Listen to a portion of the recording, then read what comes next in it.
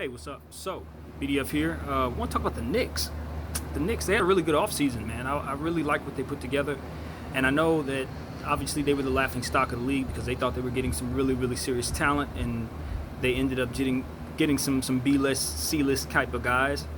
I may have mentioned what I thought of the Knicks beforehand, but I think since then I've watched more footage on R.J. Barrett. And I'm hopeful that he can turn into a volume scorer right away. Just looking at the type of player that he is, the way that he attacks the basket, the way that he is a volume shooter. I'm gonna be curious to see if he's a ball stopper, like a Carmelo Anthony type, or will have some of the issues like I've described, seeing Brandon Ingram having with holding the ball a little too long. He's more of a chucker than Bi is for sure. He's going to take a lot of shots, and I just want to see if he can get his percentages to a respectable start in terms of getting his career started as a rookie. So, because he's definitely going to have the green light. It's going to be about him and Julius Randle, in my opinion. And I think they're gonna. It's going to be interesting to see the style of play that they decide to run out there. Obviously, they have a fantastic coach. So we're going to see a lot of post play, I believe, because they have so many bigs at this point, with Richardson and Robinson. Excuse me, his name is not Richardson. It is Robinson, Mitchell Robinson.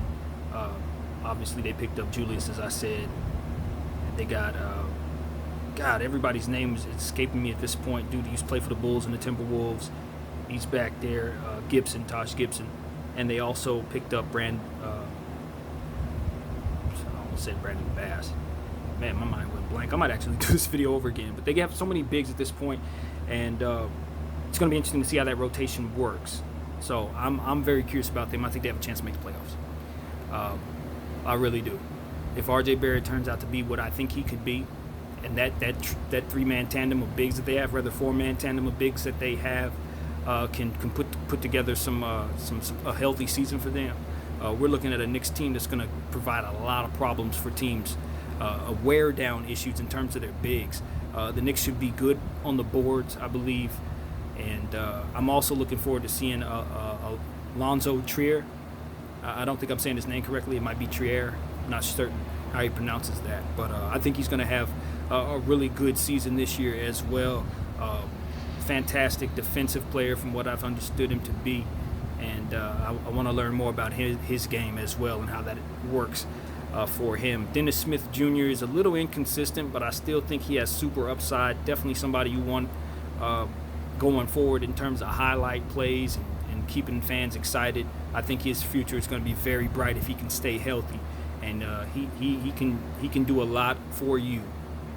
And I think he's been a bit forgotten in terms of his upside and what people think he can turn into. I think people are settled in to what they think he is, and I think that's a mistake. I think it's still very early for DSJ, so I'm hoping that this will be a healthy season for him, and he can knock off some big nights,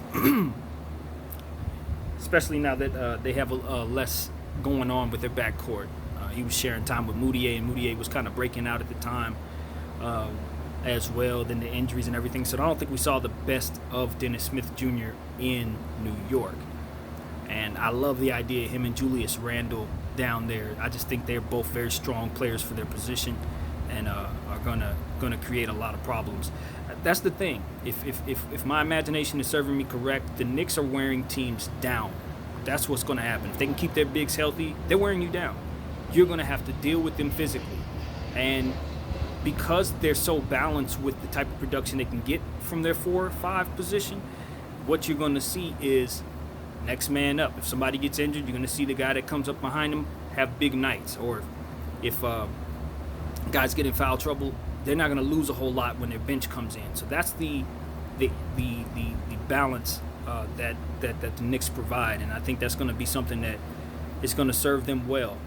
Maybe not so much on the books in terms of their cap, because you don't want to overload on bigs making too much money. So I don't like the structure of the cap as it pertains to the contracts that they have, but just what they're throwing on the floor this year, yeah, I think they have a chance to make the playoffs, man. I really do.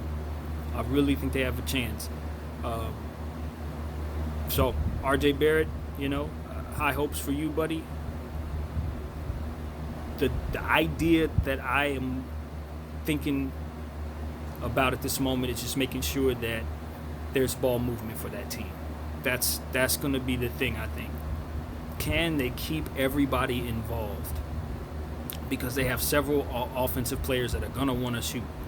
And Julius Randle, DSJ, and RJ Barrett are the players that I'm thinking about. All of them are going to have nights where they're going to want to chuck up more than 12, 13 shots. So, and defensively, I don't know if RJ's really a good defensive player or not. I'm not certain. I just am not certain. But DSJ's not really known for his defense. Trier is. Robinson is. So they have players in different positions that can attack you defensively. But I don't know if it comes together as a very cohesive defensive unit. Only time will tell. But they definitely have the right coaching for that. So, yeah, man. Sorry I couldn't give you the names. My mind went completely blank. But, yeah. Looking forward to seeing what the Knicks put down on the floor, man. It's going to be interesting to see if they can get to the playoffs this year and kind of turn the tide, so to speak, for them. They've really been a laughing stock because they think they have their expectations so high every year at what they think they should have, and the organization hasn't made the decisions that kind of back the fan base and back the spirit of the Knicks really at all over the last 20 years. They haven't really had an opportunity. So, yeah, that's pretty much what I want to say about the Knicks. I hope everybody's enjoying their day, and I am as well. Take care. Thanks for watching. Peace.